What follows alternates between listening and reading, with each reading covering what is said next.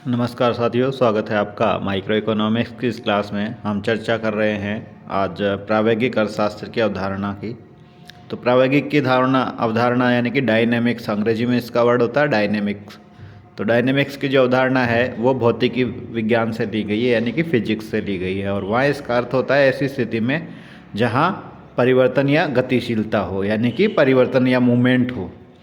समुद्र के किनारे आकाश में उड़ता एक पक्षी प्रावैगिकी का उदाहरण है, यानी कि उसकी दिशा और गति दोनों बार बार में बदलती हैं, तो उसको प्रावैगिकी का उदाहरण मानते हैं। लेकिन अर्थशास्त्र में प्रावैगिकी शब्द का एक अलग अर्थ है, जैसा कि स्थितिकी का भी अलग अर्थ था अर्थशास्त्र में। हम जानते हैं कि स्थितिकी में भी गति होती है। अर्थशास्त्र में स्थितिकी का अर्थ भी गति होता था, लेकिन उसमें एक निश्चितता या नियमितता थी। लेकिन ये परिवर्तन निश्चित, नियमित और अपेक्षित होता है, जबकि प्रावैगिक उस परिवर्तन को बताता है जो कि अनिश्चित, अप्रत्याशित और अनियमित होता है, यानी कि जिसमें निश्चितता नहीं होती, अनिश्चित होता है, अप्रत्याशित जिसका अनुमान नहीं लगाया जा सकता, और अनियमित यानी कि उसमें रेगुलरिटी या नियमितता नहीं होती है। इसलिए आकाश में उड़ान भरने वाला एक हवाई जहाज केवल एक प्रावैगिक स्थिति में होगा यदि उसकी दिशा, ऊंचाई और गति अनिश्चित होती है। बार बार में डायरेक्शन बदले, बार बार में हाइट बदले और बार बार में उसकी स्पीड बदले, तो वो होगा प्रावैगिक स्थिति में। हम दिन प्रतिदिन के अनुभव से जानते हैं कि अर्थव्यवस्था में उतार चढ़ाव काफ़ी बार आते हैं, और इस तरह के उतार चढ़ाव के बारे में सही ढंग से भविष्यवाणी करना संभव नहीं होता है। तो ये उतार चढ़ाव भी प्रावैगिक अर्थशास्त्र के उदाहरण हैं। तो ये जो प्रावैगिकी अवधारणा है वो वास्तविकता के करीब है। प्रावैगिक अर्थशास्त्र में हम प्रावैगिक अवस्था में खपत फंक्शन यानी कि कंजम्पशन फलन और आय फलन, निवेश फलन आदि आर्थिक चरों का अध्ययन करते हैं। प्रोफेसर हेरड के अनुसार आर्थिक प्रावैगिकी एक ऐसी अर्थव्यवस्था का अध्ययन है जिसमें उत्पादन की दरें बदल रही होती है, यानी कि जो रेट ऑफ प्रोडक्शन है वो चेंज हो रही है। वास्तविक दुनिया में जनसंख्या है, पूंजी की मात्रा, उत्पादन की तकनीक, फैशन तकनीक, आदतें जैसे सभी आर्थिक चर निरंतर दर से नहीं बदलते हैं, यानी कि उनमें उतार चढ़ाव की गतियाँ अलग अलग होती हैं। परिवर्तन की दर अलग अलग समय पर अलग अलग होती है। उदाहरण के लिए किसी देश की जनसंख्या पहले वर्ष में 2% की दर से बढ़ सकती है, दूसरे वर्ष में 3% की दर से और तीसरे वर्ष में 5% की दर से।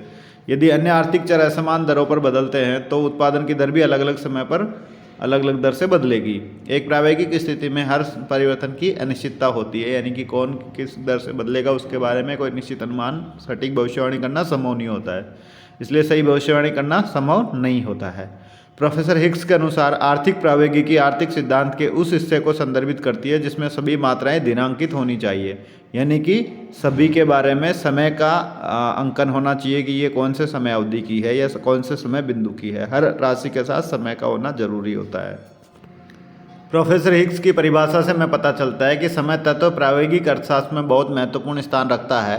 यहाँ आर्थिक चर समय के विभिन्न बिंदुओं से संबंधित हो सकते हैं, यानी कि कुछ इस साल से, कुछ अगले साल से, कुछ उससे पिछले साल के हो सकते हैं। भूमोल के अनुसार आर्थिक प्रावैगिकी पूर्ववर्ती और आगामी घटनाओं में आर्थिक संबंध का अध्ययन करती है, यानी कि पहले जो घटित हो चुका है और बाद में जो होने वाला है उनके बीच आर्थिक संबंधों की घटनाओं के रूप में अध्ययन करती है। तुलनात्मक आर्थिक स्थिति पुराने से नए संतुलन के परिवर्तन का रास्ता नहीं दिखाती है, लेकिन प्रावैगिक अर्थशास्त्र में हम यह परिवर्तन या संतुलन की दिशा में परिवर्तन का भी अध्ययन करते हैं, इस पथ का भी अध्ययन करते हैं। इस रास्ते को नीचे दिए गए आरेख की सहायता से समझाया जा सकता है, जो एक बाजार में मूल्य निर्धारण से संबंधित होता है। नीचे दिए गए आरेख में डी जो है मांग वक्र है और एस आपूर्ति वक्र है। मान लीजिए कि प्रारंभिक मूल्य ओपी है, ओपी 1 है। तो ओपी 1 की स्थिति के अंदर हमारी डिमांड कम थी और सप्लाई ज़्यादा है। आप देखेंगे P1 के सामने तो डिमांड पहले आ जा रही है, सप्लाई बाद में आ रही है। तो इसमें OP1 पर मूल्य पर कीमत की आपूर्ति उसकी मांग से अधिक है। नतीजतन क्या होगी? कीमत गिरेगी और मूल्य गिरने की यह प्रक्रिया तब तक जारी रहेगी जब तक कि वस्तु की मांग वस्तु की आपूर्ति के बराबर नहीं हो जाए। तो यहाँ पे आप देखेंगे तीर के निशान से आप बार बार में चलते हुए दिखाया जा रहा है कि पहले इधर गया, फिर नीचे गिरा, फिर वापस डिमांड ज़्यादा थी, सप्लाई कम थी, तो वो सप्लाई यहाँ तक आई, फिर मूल्य बढ़ा, फिर इस तरीके से चक्र पे चलते चलते ये ई बिंदु तक चला जाएगा जहाँ पे मांग और आपूर्ति दोनों बराबर है। तो यह ई बिंदु वह बिंदु है जहाँ वस्तु की आपूर्ति और मांग दोनों बराबर है। यह संतुलन का एक बिंदु है, यहाँ ओपी मूल्य संतुलन मूल्य है। ओ एम जो है मांग और आपूर्ति की संतुलित मात्रा है जो कि बराबर है। मूल्य परिवर्तन का यह संतुलन पथ आंकड़ों में या चित्र में तीरों की सहायता से दिखाया गया है कि किस तरीके से मूल्य में परिवर्तन होता है। इस पूरे रास्ते का जो प्रदर्शन किया है यह है प्रावैगिक अर्थशास्त्र का हिस्सा। हाल ही में अर्थव्यवस्था में प्रायोगिकी की अवधारणा को समग्र रूप से लागू किया गया है। प्रोफेसर क्लार्क ने एक प्रायोगिक अर्थव्यवस्था की निम्नलिखित विशेषताएं बताई है, जो कि स्थैतिकी में बताई गई थी उससे जस्ट उल्टी या विपरीत विशेषताएं हैं। प्रायोगिक अर्थव्यवस्था में जनसंख्या बढ़ती है, पूंजी की मात्रा भी बढ़ती है, उत्पादन तकनीक में सुधार होता है, औद्योगिक संस्थानों में परिवर्तन होते हैं, अक्षम या असक्षम संगठनों को कुशल संगठनों द्वारा प्रतिस्थापित या बदल दिया जाता है, लोगों की आदतें, फैशन और रीति रिवाज बदल जाते हैं जैसा कि लोगों की आवश्यकताएं या इच्छाएं बढ़ जाती हैं। हम ये कहकर निष्कर्ष निकाल सकते हैं कि प्रायोगिक अर्थशास्त्र एक प्रायोगिक अर्थव्यवस्था से संबंधित है जहाँ अनिश्चितता और अपेक्षाएं अपना स्थान निभाती है, यानी कि जहाँ पे बहुत सारी अनिश्चित और अनियमित परिवर्तन होते रहते हैं। अब बात कर लेते हैं प्रायोगिक अर्थशास्त्र के क्षेत्र और महत्व के बारे में। 1925 से प्रायोगिक अर्थशास्त्र अधिक से अधिक लोकप्रिय होता जा रहा है। हालांकि क्लार्क और अफॉल्टियन द्वारा वकालत किए गए सिद्धांत प्रकृति में प्रायोगिक थे, फिर भी उनका मुख्य उद्देश्य व्यवसायों में उतार चढ़ाव की व्याख्या करना था। 1925 के बाद प्रायोगिक अर्थशास्त्र न केवल व्यापारिक उतार चढ़ाव में बल्कि आय और विकास मॉडलों में भी के निर्धारण में भी लोकप्रिय हुआ, इसमें भी प्रयोग किया जाने लगा। प्रायोगिक अर्थशास्त्र के महत्व और दायरे के बारे में व्याख्या करते हुए निम्न बिंदु हैं। पहला है समय तत्वों का अध्ययन करता है। तो प्रायोगिक अर्थशास्त्र में समय तत्वों को एक महत्वपूर्ण भूमिका दी गई है। आर्थिक चरों के सतत परिवर्तन से संबंधित आर्थिक समस्याओं और परिवर्तन के मार्ग का अध्ययन केवल प्रायोगिक अर्थशास्त्र में किया जाता है। दूसरा है व्यापार चक्र का अध्ययन। तो व्यापार चक्रों के सिद्धांतों को केवल प्रायोगिक अर्थशास्त्र की शुरुआत के माध्यम से ही समझाया गया था। व्यापार चक्र के सिद्धांत प्रायोगिक अर्थशास्त्र पर आधारित हैं क्योंकि वे विभिन्न समयावधियों से उतार चढ़ाव पर उल्लेख करते हैं, यानी कि एक समय के अंदर जो परिवर्तन हम करेंगे अर्थव्यवस्था में उसकी वजह से अर्थव्यवस्था में उतार चढ़ाव आएंगे, तो वो व्यापार चक्रों को जन्म देते हैं। कई आर्थिक सिद्धांतों का आधार है प्रायोगिक अर्थशास्त्र, क्योंकि इसमें कई आर्थिक सिद्धांत जैसे कि बचत और निवेश का सिद्धांत, ब्याज का सिद्धांत, मूल्य निर्धारण के संबंध में समय तत्वों का प्रभाव आदि प्रायोगिक अर्थशास्त्र पर आधारित है और इसी के हिस्से हैं। तो ये कई आर्थिक सिद्धांतों को समझाता है। चौथा है आर्थिक लचीला दृष्टिकोण या अधिक लचीला दृष्टिकोण। प्रायोगिक या प्रायोगिक विश्लेषण अधिक लचीला है। आर्थिक परिवर्तन की संभावनाओं के बारे में मॉडल प्रायोगिकी विश्लेषण में विकास हो सकते हैं, इसलिए इस अध्ययन की एक उपयोगी विधा मिली है। प्रायोगिक अर्थशास्त्र आर्थिक नियोजन, आर्थिक विकास और व्यापार चक्रों की समस्याओं को हल करने में भी उपयोगी है, क्योंकि यह अलग अलग समय बिंदुओं से संबंधित चरों को आपस में जोड़ता है, उनके अंतर संबंधों का अध्ययन करता है। यथार्थवादी दृष्टिकोण प्रायोगिक आर्थिक विश्लेषण वास्तविकता के अधिक निकट है। ये वास्तविक दुनिया में राष्ट्रीय आय, खपत जैसे आर्थिक चर अनियमित और अनिश्चित रूप से बदलते हैं। इसके अलावा पिछली अवधि के आर्थिक परिवर्तन वर्तमान अवस्था को या वर्तमान अवधि के परिवर्तनों को प्रभावित करते हैं और समय तत्व आर्थिक विश्लेषण में एक महत्वपूर्ण भूमिका रखता है।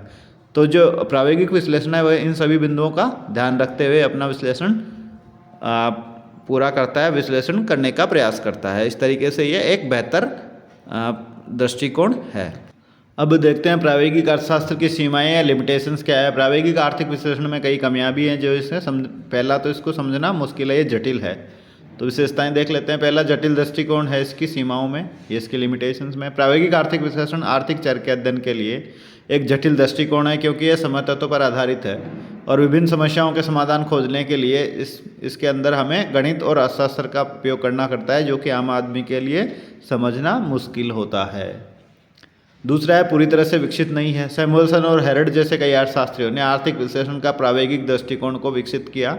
उन्होंने प्रायोगिक विश्लेषण के माध्यम से अपने सिद्धांतों को विकसित किया, लेकिन आर्थिक विश्लेषण का यह तरीका पूरी तरह से अभी विकसित नहीं हो पाया है। अंदर प्रोसेस है, ये विकास की प्रक्रिया में है। कारण यह है कि आर्थिक चरों को प्रभावित करने वाले कारक बहुत जल्दी बदल जाते हैं। जिस गति से आर्थिक कारक बदलते हैं उस गति से प्रायोगिक दृष्टिकोण विकसित नहीं हो पा रहा है। तो आर्थिक चरों में परिवर्तन की दर बहुत तीव्र है, तो इसलिए विश्लेषण उतना अच्छा विकसित नहीं हो पाया है, फुल फ्लैश विकसित नहीं हो पाया है। अब हम अध्ययन करते हैं प्रायोगिक के बाद में तुलनात्मक स्थैतिक अर्थशास्त्र। तो स्थैतिक अर्थशास्त्र किसी दिए गए डेटा के साथ संतुलन मूल्यों के निर्धारण की व्याख्या करता है। जैसा हमने पहले पढ़ा, संतुलन के निर्धारकों में कोई भी बदलाव संतुलन की स्थिति को बिगाड़ देता है और उसके बाद में दूसरा नया संतुलन प्राप्त हो जाता है। तो या दूसरे शब्दों में देखें, जब मांग और आपूर्ति के बीच में संतुलन स्थापित हो रखा है और उस बीच उनके निर्धारित संतुलन करने वाले कारकों में कोई बदलाव होता है, तो वहाँ संतुलन विच्छेदित हो जाता है, वो संतुलन बिगड़ जाता है, उसके बाद में एक नया संतुलन बनता है। तो तुलनात्मक स्थैतिक अर्थशास्त्र पुराने और इस नए संतुलन पदों की तुलना करने का अध्ययन करता है, इन दोनों तुलनात्मक अध्ययन करता है। यह परिवर्तन मार्ग का अध्ययन नहीं करता है कि वो एक संतुलन बिंदु से दूसरे संतुलन बिंदु तक कैसे गया है, इसका अध्ययन नहीं करता, बस केवल दो बिंदुओं की तुलना करता है डायरेक्टली। तो तुलनात्मक स्थिति अर्थशास्त्र में हम केवल पहला संतुलन स्थिति और अंतिम संतुलन स्थिति को लेते हैं और हम परिवर्तन का पता लगाने के लिए उनकी तुलना करते हैं। संतुलन के एक चरण से दूसरे चरण में संक्रमण की पूरी प्रक्रिया को चरणबद्ध तरीके से जांचने की बजाय हम केवल दो स्थिर चित्र लेते हैं और उनकी तुलना करते हैं। जो चरणबद्ध तरीके से पूरी प्रक्रिया को जांचने का कार्य है वो प्रावैगिकी में किया जाता है, जैसा हमने पहले पढ़ा है। तो विश्लेषण की जो ये पद्धति है तुलनात्मक स्थिति की, उसको ये इस नाम से जाना जाता है। उदाहरण के लिए जब मांग के साथ साथ प्याज की आपूर्ति, मान लीजिए किसी वस्तु की आपूर्ति 50 किलोग्राम है तो कीमत 1 रुपये प्रति किलोग्राम है। अब मान लीजिए कि जो मांग है 50 किलोग्राम से बढ़कर 60 किलोग्राम हो गई, तो जबकि आपूर्ति समान बनी हुई है तो मांग बढ़ जाने की वजह से कीमत बढ़ जाएगी और वो 2 रुपये किलो हो जाती है। तो इन दो स्थितियों की तुलना की, पहले मांग थी 50 अब हो गई 60, पहले पूर्ति थी 50 अभी भी पूर्ति 50, कीमत पहले 1 रुपये बाद में 2 रुपये। तो ये जो तुलनात्मक आंकड़े हमने किए हैं वो है तुलनात्मक स्थितिकी। प्याज के दो संतुलन मूल्यों के अध्ययन को तुलनात्मक आर्थिक स्थितिकी कहा जाता है। प्रोफेसर लिप्से के अनुसार तुलनात्मक स्थितिकी में कुछ आर्थिक चर में परिवर्तन के कारण मूल संतुलन की स्थिति के साथ एक नई संतुलन स्थिति की तुलना शामिल होती है। यानी कि जो पहले एक संतुलन होगा उसमें कुछ आर्थिक चरों में परिवर्तन के कारण से नया संतुलन स्थापित हो जाएगा और इन पुराने संतुलन नए संतुलन को तुलनात्मक अध्ययन होगा, वो तुलनात्मक आर्थिक स्थितिकी कहलाएगा। वोमोल के अनुसार तुलनात्मक स्थितिक विश्लेषण का उपयोग आर्थिक संतुलन के पहले और बाद के समय के संबंध में या एक से अधिक चरों में परिवर्तन दिखाने के लिए किया जाता है कि एक समय बिंदु पर क्या स्थिति है और दूसरे समय बिंदु पर क्या स्थिति है। हम चित्र 1.3 के माध्यम से तुलनात्मक स्थिति के अर्थशास्त्र को समझा सकते हैं। चित्र में आप देखेंगे कि मांग और आपूर्ति की शक्तियों की अंतःक्रिया के माध्यम से संतुलन मूल्य का निर्धारण दिखाया गया है। ई वे बिंदु है जहाँ वस्तु की आपूर्ति और मांग बराबर होती है और ओपी मूल्य निर्धारित होता है। अब किसी न किसी वजह से वस्तु की मांग बढ़ जाती है और वो डी से D1 की स्थिति में पहुंच जाती है। देखें आप चित्र में D और D पहले पोजीशन है और S पहले पोजीशन है। वहाँ दोनों कटान बिंदु E पर OP कीमत और OM मात्रा है। अब किसी वजह से मांग बढ़ करके D1 पोजीशन पे चली गई तो नया वक्र D1 बन गया बढ़ने की वजह से। अब नया संतुलन बिंदु D1 और S का कटौती वक्र होगा E1 पर, तो यहाँ कीमत P1 पर बढ़ गई और मात्रा OM पर हो गई। तो ये जब E और E1 की जो तुलना करेंगे हम कि यहाँ पे कीमत कितनी और दूसरी स्थिति में कीमत कितनी, मात्रा कितनी और मात्रा दूसरी स्थिति में कितनी, तो इसको कहा जाता है तुलनात्मक स्थितिकी या स्थैतिक अर्थशास्त्र में पुराने और नए संतुलन पदों की तुलना की जाती है। तो यहाँ पे हम E1 और E की संतुलन स्थितियों की तुलना करेंगे, लेकिन इसमें हम ये नहीं बताएंगे कि E से E1 तक पहुँचने का रास्ता कैसा है, किस किस तरीके से कीमतों में बदलाव आते हुए E1 की स्थिति को प्राप्त किया। यानी कि पथ या मार्ग को नहीं दिखाया जाएगा, उसका विश्लेषण इसमें नहीं किया जाएगा, केवल दो बिंदुओं की तुलनात्मक स्थिति का वर्णन इसमें किया जाएगा। तो यही हमारे तुलनात्मक आर्थिक स्थितिकी की बात करता है। तो ये आपके स्थैतिकी, तुलनात्मक स्थितिकी और प्रावैगिकी तीनों आर्थिक विश्लेषणों की विधियों का यहाँ पूरा हुआ विवेचन। धन्यवाद।